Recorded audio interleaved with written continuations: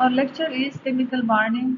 यहाँ पर कुछ क्वेश्चन है फ्रॉम 1 to 7, इन सबको हम कंप्रहेंसिवली लर्न करने की कोशिश करेंगे। Types of chemical bond, ionic bond, covalent bond, triple covalent bond से लेकर negative covalent bond, polar and non polar and metallic compound, इन सबको हम लर्न करेंगे। फर्स्ट क्वेश्चन हमारे पास है, why do atom form chemical bond? It's a universal rule that everything in this world can to become more stable. Atom achieve stability by an atomic gas configuration of noble gases. Noble gases की तरह ये खुद को stable करने की कोशिश कर रहे हैं। हमारे पास नोबल गैसेस में हमारे पास helium, neon, argon, krypton, neon, radon है। नोबल गैसेस की ये बात है कि दे डू नॉट लूज और गेन और share electron, that's why they are non reactive. जाहिर सी बात है, कोई लूज गेन और शेयर नहीं करेगा तो नॉन रिएक्टिव होंगे। Here importance lies in the fact that all other atom try their best to have the noble gas electronic configuration. Atom form chemical bond to achieve stability. Now, how can we measure stability of an atom? If an atom does not have 2 or 8 valence electrons, it's unstable. Non-stable means it will react by gaining or losing electrons. Obviously, अगर इसके पास stability नहीं तो ये कुछ ना कुछ stable करने के लिए करेंगे। When they gain or lose, they form ions. जब ये गेन और लूज करते हैं, इनके ऊपर मंफी या पॉजिटिव चार्जेस आते हैं। Atom with electronic structure 2887 will need to gain 1 electron to form 288 stable, while 283 will have to lose 3 electron to form 28 stable. Example में हमारे पास हीलियम के पास टू इलेक्ट्रॉन हैं इन हिज लास्ट शेल, जो कि duplet rule को follow करता है। जबकि नियॉन और क्रिप्टॉन के पास लास्ट शेल में 8 इलेक्ट्रॉन हैं, जो कि ऑक्टेट रूल को फॉलो करता है। डुप्लेट रूल में हमारे पास 2 इलेक्ट्रॉन इन लास्ट शेल होते हैं, जबकि ऑक्टेट रूल में हमारे पास 8 इलेक्ट्रॉन इन लास्ट शेल होते हैं, जिसकी वजह से कोई भी एटम स्टेबल हो जाता है। Now it's clear. Important fact ये है कि metal lose electron, non metal gain electron. Metal हमेशा इलेक्ट्रॉन लूज करते हैं, जबकि नॉन मेटल हमेशा इलेक्ट्रॉन गेन करते हैं। To lose and gain electron suitable condition should be provided. What is chemical bond? Almost everything we see or touch in our daily life is the result of a chemical bond. The air we breathe, the food we eat, the clothes we wear, all are made up of one or more chemical bond. Chemical bond हमारे पास actual में the attraction between atom, ion and molecules to form a chemical bond. जो attraction atom, ion और molecules के बीच में होती है, वो केमिकल बॉन्ड है। और जो कंपाउंड इसके रिजल्ट में बनते हैं, वो केमिकल कंपाउंड्स कहते हैं। This is how compounds are made. Hydrogen molecule जो है वो केमिकल बॉन्ड के जरिए ऑक्सीजन मॉलिक्यूल के साथ मिल जाता है, इसके रिजल्ट में हमारे पास वाटर मॉलिक्यूल आता है। इसको हम आगे जाकर कंप्रिहेंसिवली लर्न करने की कोशिश करते हैं। What are holding them? हमारे पास सोडियम मेटल है, जब क्लोरीन गैस है, जो कि रिजल्ट में हमारे पास टेबल साल्ट बनता है। सोडियम मेटल और क्लोरीन गैस केमिकल बॉन्ड के थ्रू हमें टेबल साल्ट दे देते हैं। ग्लूकोज में हमारे पास कार्बन, हाइड्रोजन और ऑक्सीजन है, ये सारे भी केमिकल बॉन्ड के थ्रू अट्रैक्शन करके हमारा केमिकल बॉन्ड बनाते हैं। Chemical bond actually is the force of attraction between atoms, ions और molecules. Chemical bond is like cement between bricks. Now, well, like everything else in the universe, atoms do whatever they can do to reduce overall energy, and they reach their lowest energy by achieving a balance between attractive and repulsive forces, being neither too clingy nor too loose. When atoms approach each other, the electrons of each are attracted to the positive of the other. That is the electrostatic force. Like charges repel each other and opposite attract. Universe में हर चीज़ अपनी इस तरह कोशिश करते हैं कि वो अपने आप को स्टेबल करके लोएस्ट एनर्जी फॉर्म में आने की कोशिश करता है, जो कि उनके पास उनके जो पॉजिटिव और नेगेटिव चार्जेस है वो दूसरे को रिपेल ना करे, बल्कि बैलेंस में हो। जब दो एटम एक दूसरे के अप्रोच में क्लोज आ जाते हैं, तो वो उनके जो पॉजिटिव और नेगेटिव आयन एक दूसरे को अट्रैक्ट करते हैं, जबकि उनके जो नेगेटिव मतलब सॉरी नेगेटिव और नेगेटिव दूसरे को रिपेल करते हैं, पॉजिटिव पॉजिटिव दूसरे को रिपेल करते हैं, जबकि पॉजिटिव और नेगेटिव दूसरे को अट्रैक्ट करते हैं। Like shown in the diagram, यहाँ पर हमने सब कुछ शो किया हुआ है। The formation of a chemical bond is the result of net attractive force which dominate the energy of that system. The load and molecule is formed. If repulsive force become dominant, no chemical bond will be formed, and the energy of the system will increase due to repulsive forces. We all know that कि chemical bond तभी बनता है जब system की energy low हो जाती है, और एनर्जी तभी लो होती है जब सिस्टम में पॉजिटिव और नेगेटिव चार्ज एक दूसरे को अट्रैक्ट कर लेते हैं और अपना एक कंपाउंड बनाते हैं। इन केस अगर रिपल्सिव फोर्स एक दूसरे को ऊपर डोमिनेट करेगा, तो हमारे पास कोई कंपाउंड नहीं रहेगा और सिस्टम की एनर्जी इंक्रीज हो जाएगी, जो कि इस केस में पॉसिबल नहीं है। कंपाउंड बनता है। Sometimes the nuclei get too close. When that happens, the energy between them rapidly increases. Then they break off to find that perfectly distance between them. This ideal distance is the bond length, the distance between two nuclei at the point of minimum energy. जब दो atoms और जिनके nuclei आपस में close हो जाते हैं तो कभी कभी वो इतने क्लोज हो जाते हैं कि उनका जो डिस्टेंस है काफ़ी ज़्यादा कम हो जाता है, तो वो ब्रेकअप हो जाते हैं और एक परफेक्ट डिस्टेंस आपस में मैनेज कर लेते हैं। इस परफेक्टली डिस्टेंस को हम साइंस लैंग्वेज में बॉन्ड लेंथ कहते हैं, जो कि minimum distance between nuclei of the two two atom. Types of chemical bond bonding electron, हमारे पास वो इलेक्ट्रॉन होंगे जो कि केमिकल बॉन्ड में हिस्सा लेते हैं। They usually result in a partially filled outermost shell of an atom. This result in following four types of chemical bond. Ionic bond is formed by transfer of electron between metals and non-metal forming positive and negative ion. Ionic bonding is force of attraction between positive and negative ion. In ionic bond, more than one electron can be donated or received to satisfy the octet rule. We all know that ionic bond अगर इसका नाम है तो electron से transfer होंगे from one two another, जिस result में हमारे पास पॉजिटिव और नेगेटिव चार्जेस आएंगे। इस रिजल्ट में सिर्फ एक इलेक्ट्रॉन ट्रांसफर कर सकता है और जो कि ऑक्टेट रूल को सेटिस्फाई करेगा। Elements of group one and metals and two metals has a tendency to lose electron while non-metals of groups 15 to 17 has a tendency to gain or accept. We all know कि metals जो है वो भी electron lose करते हैं जब non-metal electron accept करने की टेंडेंसी रखते हैं। सो जो कि ग्रुप वन और ग्रुप टू के मेटल्स हैं वो हमेशा टेंडेंसी इनकी होगी वो इलेक्ट्रॉन लूज करेंगे, जबकि ग्रुप 15 और 17 के नॉन मेटल इलेक्ट्रॉन एक्सेप्ट करने की एबिलिटी रखते हैं। ये इलेक्ट्रोनेगेटिव एलिमेंट में हाई इलेक्ट्रॉन अफिनिटीज है।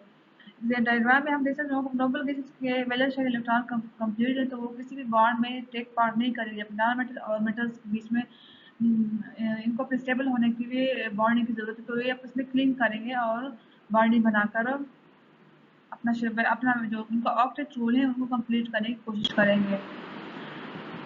आयनिक बॉन्ड में हमारे पास एग्जांपल है जो कि बहुत कॉमन एग्जांपल है सोडियम क्लोराइड की। सोडियम अपना एक इलेक्ट्रॉन लूज करके क्लोरीन को दे देता है, क्लोरीन अपना ऑक्टेट शेल कंप्लीट कर लेता है। Sodium metal has two electronic sodium metal has electronic configuration S2 8 and 1. If it gives away that one electron, it will become more stable. Sodium 281 needs to lose one electron, it becomes positive ion with 28.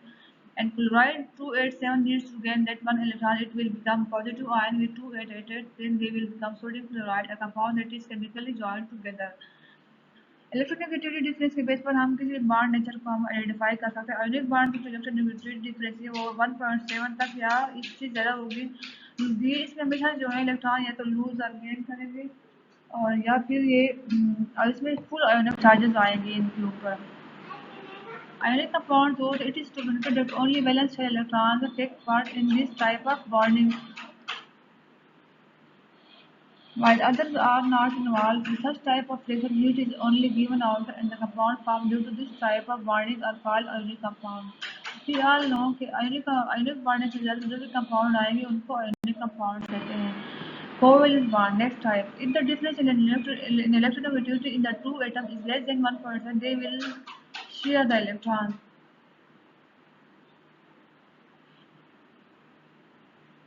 Elements of group 13 to group 17, when allowed to react with each other, they form a chemical bond by mutual sharing of their valence electron. This type of bond is called covalent bond.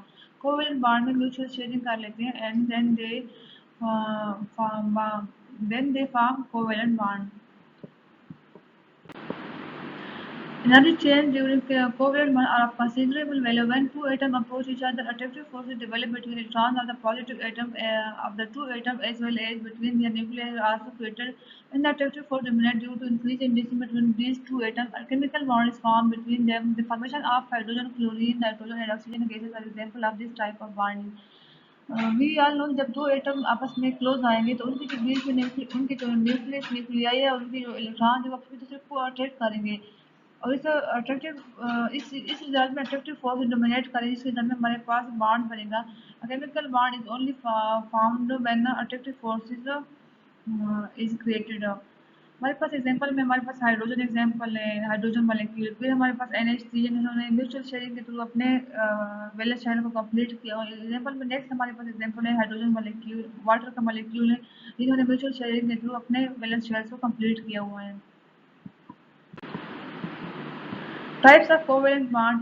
Covalent bond क्योंकि mutual sharing करते हैं तो इस base पर इनके बीच में कुछ types बनते हैं कि वो कितनी शेयरिंग करते हैं और इस शेयरिंग की बिना पर हम इनको single double and triple covalent bond में तकसीम कर लेते हैं।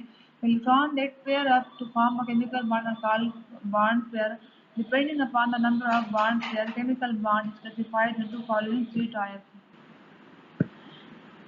Single covalent bond. When one electron is contributed by each bond at one bond pair is formed and it forms a single covalent bond. Single bond is indicated by single line between these two atoms. Example are hydrogen molecule, fluorine molecule, hydrogen chloride and methane.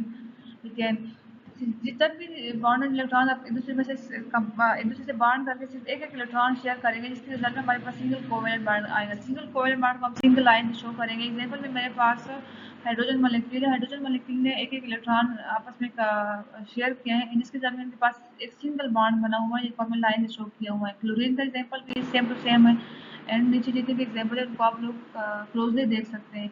Double covalent bond में हमारे पास a covalent bond which two atom share two pair of electron. We all know that अगर इसका नाम double bond है तो इसमें two electron pair share करेंगे इनमें डबल बॉन्ड बनेगा। Example are oxygen and ethene. Example में ऑक्सीजन को हम देख सकते हैं कि ऑक्सीजन के पास दोनों ऑक्सीजन एटम ने दो इलेक्ट्रॉन शेयर किए जिसके रिजल्ट में इनके पास चार एटम है जिनको टू पेयर कहते हैं और टू पेयर्स को हम सिंगल डबल लाइन से शो करेंगे।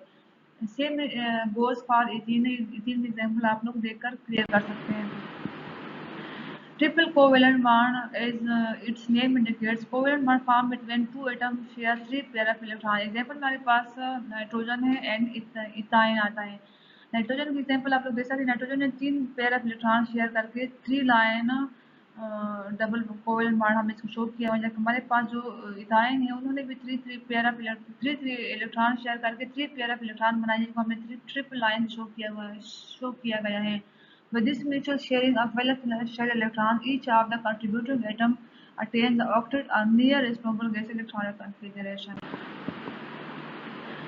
जितने भी हमने पिछले एग्जांपल शो किए वो हमने सारे लीविस डॉट प्रोसेस के थ्रू शो किए हैं। लीविस डॉट डायग्राम में हम किसी एक एटम के इलेक्ट्रॉन्स को डॉट से दूसरे एटम के इलेक्ट्रॉन्स को क्रॉस से शो करते हैं। Electronic configuration of the valence shell of atom is shown in small dots or crosses around the symbol of the element. Each dot or cross represents an electron. This is a standard method of Lewis to describe the electronic configuration of valence shell of an atom. It is called Lewis dot cross structure diagram like given below and above. जितने भी example है सारे Lewis dot cross standard diagram को follow करते हैं। Next one is dative or coordinate covalent bond. That one is different from all the covalent bond. A coordinate covalent bond, also called a dative covalent bond, is a covalent bond, a shared pair electron in which both electrons come from the same atom. A covalent bond is formed by two atoms sharing a pair of electrons. The atoms are held together because the electron pair is attracted by both of the nuclei. In the formation of a simple covalent bond, each atom supplies one electron to the bond, but that does not have to be in this case. In coordinate covalent bond जब दो atom आपस में bonding करते हैं तो उसमें से एक जो एटम है वो अपना जो उसके पास बॉन्डेड इलेक्ट्रॉन होते हैं जो कोई लोन पेयर कहलाते हैं उनको दूसरे एटम को शेयर कर लेता है जिसके रिजल्ट में उनका जो वैलेंस शेल का कॉन्फ़िगरेशन है वो कंप्लीट हो जाती है। जबकि हमारे पास जो कोवेलेंट बॉन्ड उसमें तो एटम शेयरिंग करते हैं या फिर सिंगल बॉन्ड है दूसरे सिंगल इलेक्ट्रॉन एक एटम से दूसरे एटम की तरफ ट्रांसफर हो जाता है। लेकिन डेटिव कोवेलेंट बॉन्ड में इस तरह का केस नहीं होता। उसमें सिर्फ दो इलेक्ट्रॉन एक ही एटम कंट्रीब्यूट करता है दूसरे एटम को। The atom which donate the electron pair are called donor and the one which accepts is called acceptor. A small arrow is drawn from donor to acceptor and the head of the arrow is toward the acceptor. Non-bonded electron pair available on an atom like the one available on nitrogen in ammonia is called a lone pair.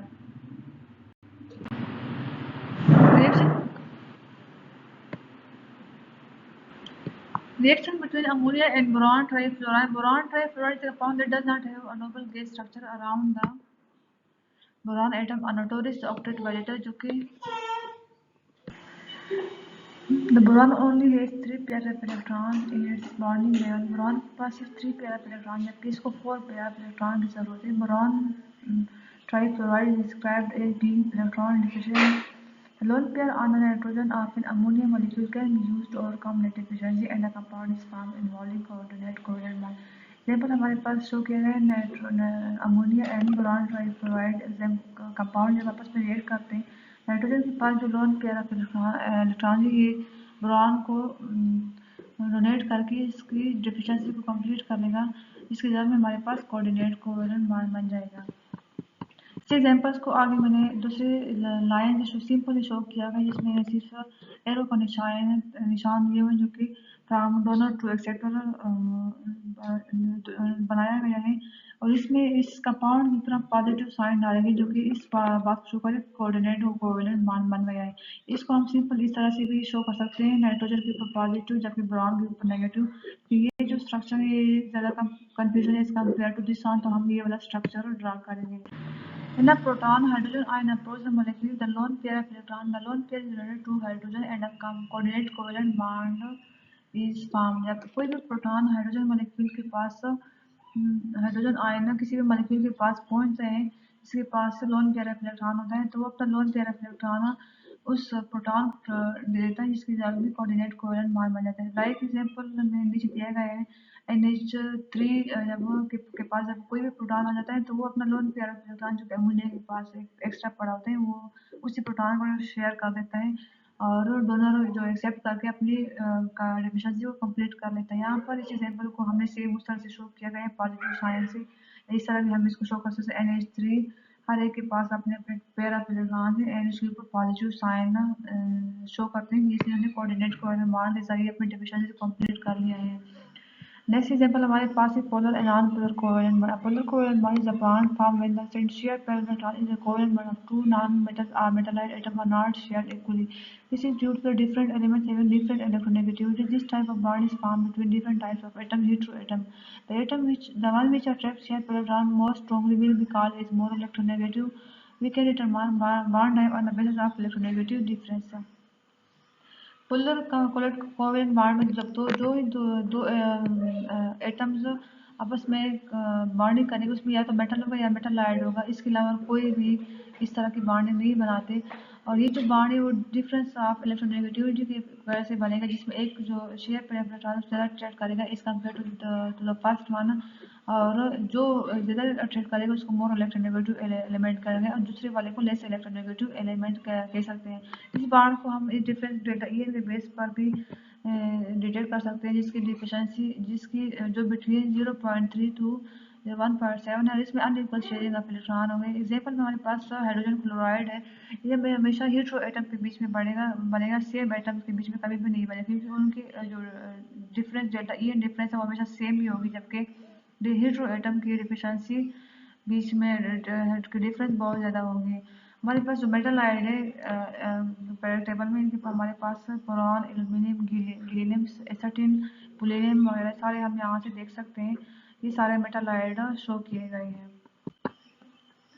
हमारे पास एक ये बात note कर लो, not all molecules is polar bond और polar molecules, हर molecules की polar bond बनेगी वो पोलर मॉलिक्यूल नहीं होगा। पोलर मॉलिक्यूल के एग्जांपल हमारे पास अमोनिया है और वाटर मॉलिक्यूल जो कि बहुत फेमस मॉलिक्यूल है। वाटर मॉलिक्यूल में ऑक्सीजन की इलेक्ट्रोनेगेटिविटी ज़्यादा है एज कम्पेयर टू हाइड्रोजन, तो वो शेयर पेयर ऑफ इलेक्ट्रॉन को अपनी तरफ ज़्यादा अट्रैक्ट करेगा एज कम्पेयर टू हाइड्रोजन के। Next example hydrogen iodide. Hydrogen iodide में हाइड्रोजन की इलेक्ट्रोनेगेटिविटी डिफरेंस कम एज कम्पेयर टू आयोडीन, तो आयोडीन जो है शेयर पेयर इलेक्ट्रॉन को ज़्यादा अट्रैक्ट करेगा और इसके ऊपर पार्शियल नेगेटिव और हाइड्रोजन के ऊपर पार्शियल पॉजिटिव चार्ज आएगा। Iodine is a higher electronegativity and pull the bonding electron toward itself. इसको हमने नीचे पे शो किया गया है सिंपल डायग्राम से।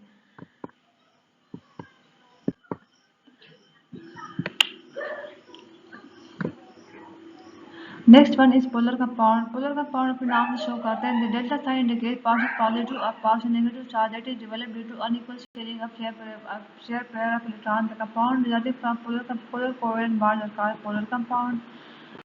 एग्जाम्पल में हमारे पास नॉन पोलर कोवेलेंट बॉन्ड और हम इसको डिस्क्राइब करें। If a covalent bond is formed between two similar atom homo atom the share pair of non-metal is attracted by both the atoms equally, such type of bond is called non-polar covalent bond. These bonds are formed by equal sharing of electron pair between the two bond units. This type of bond is called a pure covalent bond. Pure covalent bond में हमेशा जितने भी atom take part करेंगे वो होमो atoms होंगे, different कभी भी नहीं होंगे और ये जो बॉन्ड बनेगा हमेशा नॉन मेटल के बीच में बनेगा।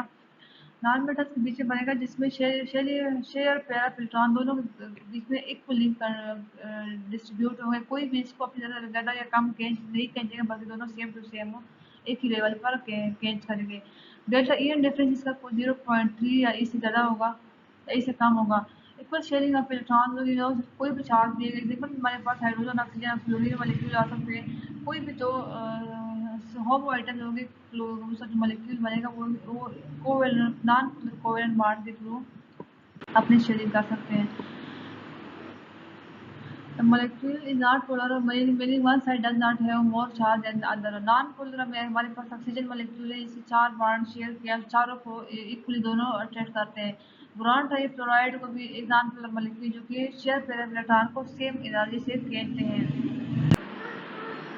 And the last one is metallic bond. Metallic bond is formed between metal atom जो कि positively charged ion होते हैं due to mobile और free electron. Metallic bond हमेशा जो है metal atom की वजह से बनता है जिसके free mobile electron होते हैं। या हम इसकी definition इस तरह भी कर सकते हैं। Metal exists enjoys the British structure of positive metal ions surrounded by electrons which have delocalized from the outer electron shell. Strong electrostatic force exists between the positive metal ion and the delocalized electron. Now, कौन से atom जो है metallic bond में हिस्सा ले सकते हैं? We all know elements, only metal elements are involve metallic bonding. कोई भी नॉन मेटल जो है मेटालिक बॉन्ड में एग्जिस्ट नहीं करेगा, क्योंकि मेटल की ये प्रॉपर्टी को इलेक्ट्रॉन्स को लूज करते हैं और इस लूज इलेक्ट्रॉन की वजह से मेटालिक बॉन्ड बनेगा। मेटल को हम टेबल में कहाँ पर फाइंड कर सकते हैं? We can find in the middle and on the left side of the periodic table. जितने भी boron, carbon, nitrogen, oxygen, fluorine, इस सबको हम मेटालिक बॉन्ड में, ये सारे मेटालिक बॉन्ड में टेक पार्ट करते हैं। Different properties shown by metal such as high melting and boiling point, good conduction, transmission, electricity, hard and heavy nature is suggest the existence of different types of chemical bond between atoms of metal. Case of metal, the hold of nucleus over the outermost electron is weak because of large size atom and greater number of atoms in between nucleus and valence electrons. Furthermore, because of low radiation potential, metal has a tendency to lose their outermost electron easily. Resultantly, these loose or free electrons of all metal atoms move freely the spaces between atoms of a metal. None of these electrons is attached to any particular atom, neither they belong to common pool or belong to all atoms of that metal. Nuclei of metal atoms appears on one sea of these free mobile electrons. Metal की जितनी properties है, metal के hard और heavy और जितनी भी इनके खास प्रॉपर्टीज है, वो सारे इस वजह से इफेक्ट होते हैं कि उनमें मेटल के बीच में बहुत ज़्यादा chemical, different types of chemical bond exist करते हैं। मेटल के केस में ये होता है कि मेटल में जो न्यूक्लियस का न्यूक्लियस की अट्रैक्शन होती है आउटर मोस्ट शेल के ऊपर, इसलिए कम होती है क्योंकि मेटल के में एक तो नंबर ऑफ शेल्स काफ़ी ज़्यादा होते हैं, जो कि आउटर मोस्ट लास्ट वाला शेल होता है वो न्यूक्लियस से काफ़ी दूर हो जाता है, जिसकी वजह से न्यूक्लियस के उसके ऊपर फोर्स ऑफ अट्रैक्शन वीक हो जाती है। एंड फर्दरमोर जिनकी मेटल्स के रिडक्शन पोटेंशियल प्रॉपर्टीज बहुत लो है, जिसकी वजह से वो इलेक्ट्रॉन्स हाई है, जिसकी वजह से सॉरी लो नहीं हाई है, इसकी वजह से वो अपने टर्मोस्ट शेल को बहुत इजीली लूज कर लेता है। और इस इजीली लूज करने की वजह से जो कि फ्री इलेक्ट्रॉन होते हैं वो इनसे इलेक्ट्रॉन इनसे फ्री हो जाते हैं। ये जो फ्री इलेक्ट्रॉन होते हैं वो मेटल के किसी भी एटम को बिलोंग नहीं करते, बल्कि वो फ्रीली मेटल एटम में इधर उधर मूव करते रहते हैं, जो कि हर एटम मेटल एटम को बिलोंग करते हैं जो उस कॉमन पूल में ही रहते हैं। जबकि मेटल एटम के जो पॉजिटिव चार्ज न्यूक्लियाई होते हैं वो सबमर्ज होते हैं उन फ्री मोबाइल इलेक्ट्रॉन में। Now these mobile electrons are responsible for holding the atom of metals forming a metallic bond. We all know कि जितने मोबाइल इलेक्ट्रॉन इसी की वजह से मेटालाइट बॉन्ड बन जाता है, मेटालिक बॉन्ड एग्जिस्ट करता है।